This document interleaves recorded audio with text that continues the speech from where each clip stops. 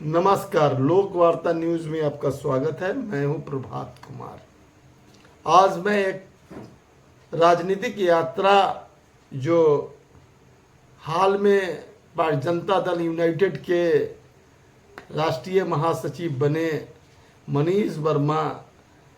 की जिसकी शुरुआत मुजफ्फरपुर से होने जा रही है, हम उसकी चर्चा विशेष रूप से करने जा रहे हैं क्योंकि मुजफ्फरपुर विशुद्ध रूप से राजनीतिक भूमि रही है। वैसे इस पर कई बदनुमा दाग भी हैं, फिर भी एम फॉर मनीष और एम फॉर मुजफ्फरपुर, और कुछ लोग मुजफ्फरपुर को मच्छरपुर भी कहते हैं, और यह शहर माफिया, सिंडिकेट और गैंगवार के लिए भी काफ़ी बदनाम रहा है, चर्चा में रहा है और कई बार इसको लेकर धब्बे लगते रहे हैं। वैसे यह बहुत दुखद बात है क्योंकि मुजफ्फरपुर वह जगह है जहां से महात्मा गांधी ने अपनी राजनीतिक यात्रा दक्षिण अफ्रीका से आने के बाद शुरुआत की थी और वह इसी रास्ते चंपारण गए थे और चंपारण सत्याग्रह का एक महत्वपूर्ण पड़ाव मुजफ्फरपुर रहा, जहां आचार्य कृपलानी, राजेंद्र प्रसाद और कई गांधीवादी बड़े बड़े नेता मुजफ्फरपुर से जुड़े रहे हैं, जिसका अगर भारतीय स्वतंत्रता संग्राम के इतिहास में अगर उनकी चर्चा की जाए या उनकी महत्ता को जाना जाए तो आप हैरत में रह जाइएगा। वैसे नेता आज की तारीख में कल्पना से पड़े हैं। फिर भी मुजफ्फरपुर की जो स्थिति है और जो बात है, लेकिन मनीष वर्मा जो जदयू में कुछ महीने पहले शामिल हुए, पहले वह मुख्यमंत्री के एडिशनल एडवाइजर थे और उन्होंने त्याग पत्र देकर राजनीति करने का फैसला लिया और हाल के कुछ महीने पहले वो राष्ट्रीय महासचिव बनाए गए और राष्ट्रीय महासचिव बनने जाने के बाद उनकी पहली राजनीतिक यात्रा शुरू होने जा रही है और उन्होंने मुजफ्फरपुर को उसके लिए पहला स्थल चुना है। वह बताते हैं कि मुजफ्फरपुर वह जगह है जहां मैंने अपने ज़िंदगी की शुरुआत एक परीक्षार्थी के रूप में की थी। जब मैंने आईआईटी के लिए परीक्षा दिया था तो वह सौभाग्यशाली शहर मुजफ्फरपुर ही है जहां परीक्षा के बाद मुझे सफलता मिली और मेरी यात्रा जीवन की शुरू हुई और हमने आईएएस के रूप में सेवा किया और अब राजनीतिक रूप से सेवा करने जा रहे हैं।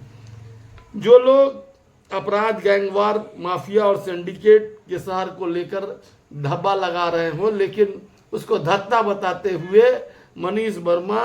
मुजफ्फरपुर से अपनी राजनीतिक यात्रा की शुरुआत करने जा रहे हैं, जो यात्रा पूरे बिहार में मुजफ्फरपुर से शुरू होकर हर जिले में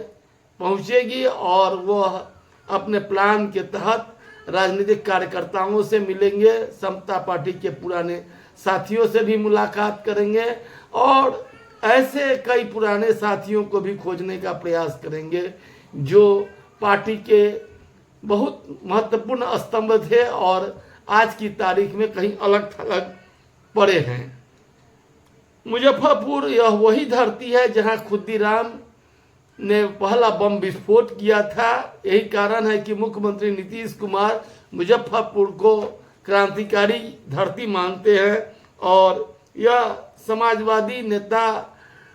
जॉर्ज फर्नांडिस की भी धरती रही है। भले ही बदनाम का जो दाग है, बदनुमा दाग जो है, वो सिंडिकेट और माफिया और गैंगवार जैसे धब्बे, जमीन,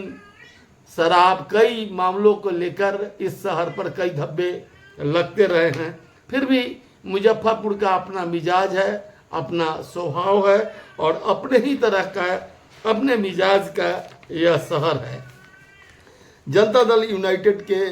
मनीष कुमार जो राष्ट्रीय महासचिव हैं, यहीं से 27 तारीख को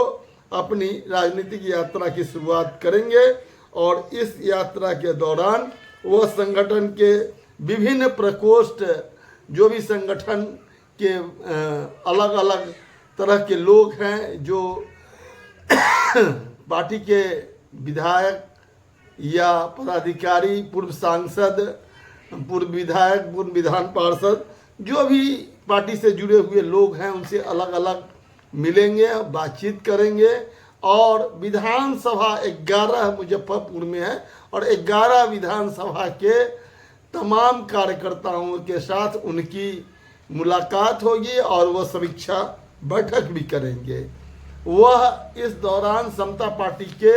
पुराने कार्यकर्ताओं से भी मिलेंगे और उनसे बात करेंगे। और उन्होंने अपने कार्यक्रम में एक बुद्धिजीवियों से भी मिलने का एक कार्यक्रम रखा है, जो दलगत निष्ठा से उसका कोई सरोकार नहीं है। जो भी पार्टी के शुभचिंतक या जो पार्टी मुख्यमंत्री के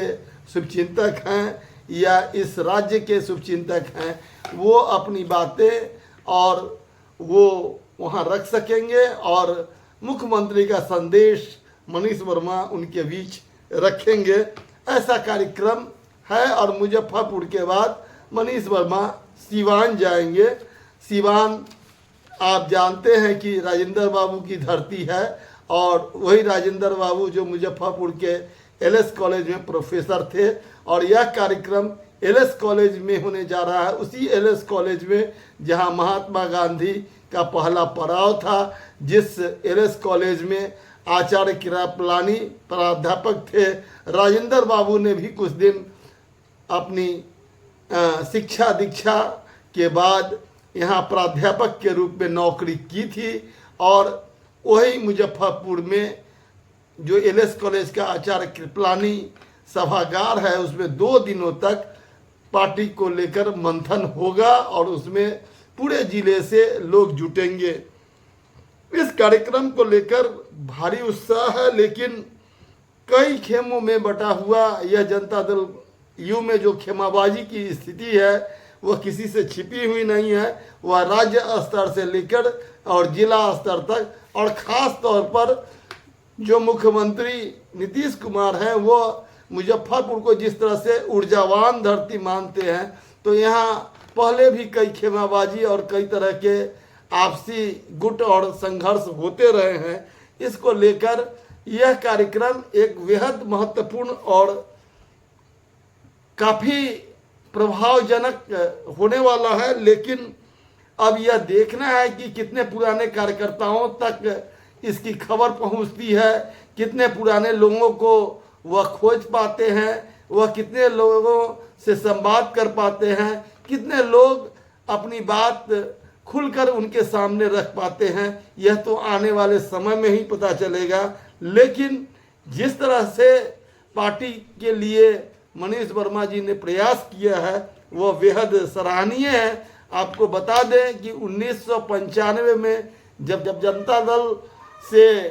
अलग हटकर जनता दल जो बना और फिर उसके बाद समता पार्टी का गठन हुआ और उस साल जो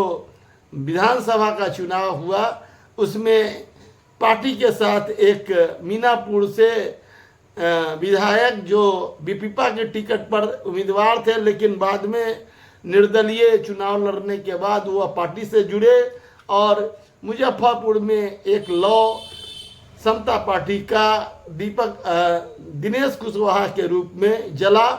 आज की तारीख में भी एक अशोक चौधरी जो सकरा में हैं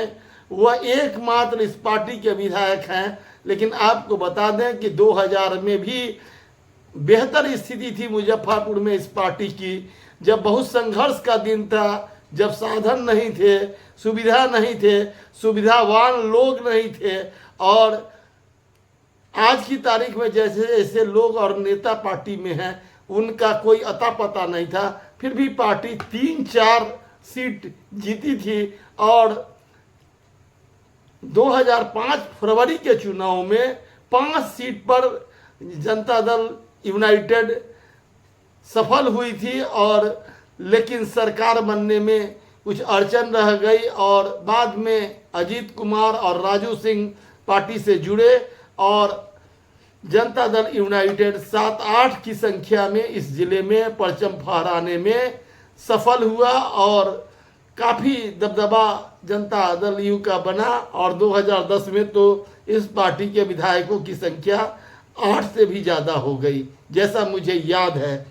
अब देखना है कि 1 से 8 पर पहुंचने के लिए क्या क्या कवायदें इस बैठक में होती है और उन पुराने साथियों को मनीष वर्मा कितना खोज पाते हैं और किस तरह से पार्टी संगठन में जो लगा हुआ जंग है, जो लगा हुआ